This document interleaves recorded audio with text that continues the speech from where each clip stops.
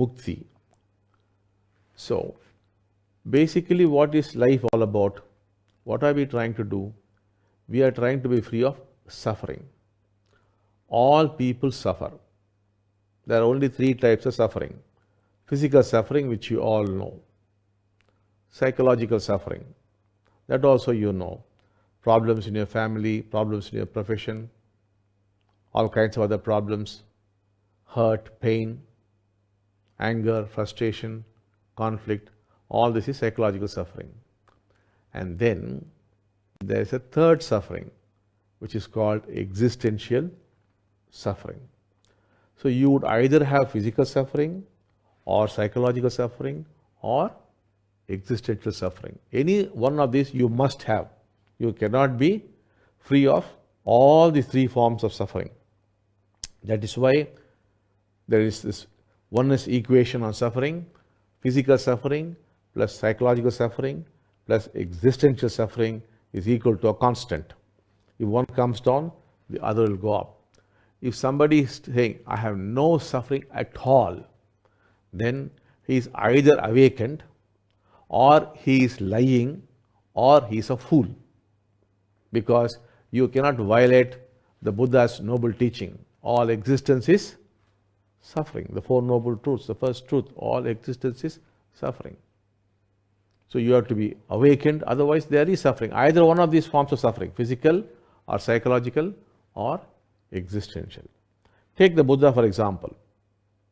He was a prince, he had all that you could imagine, everything he had. A wonderful wife, a great father, everything. His father had given him 3 summer palaces and 750 dancing girls to keep him entertained. But then he was suffering. And what do you call that suffering? Existential suffering. It was so severe because he had no physical suffering, he had no psychological suffering. He gave up his wife, he gave up his kingdom, rode off in the night on his horse, and then cut off his hair and became a monk till he became awakened. So, mukti is all about ending this suffering. And what is this suffering?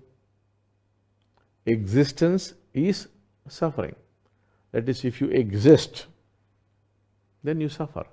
If you exist as a separate entity, if you say, I am this, I am so and so, that individual existence is suffering. It is not that you are suffering, no. You equal to suffering. If you say, I am there, that only is suffering, not that you suffer.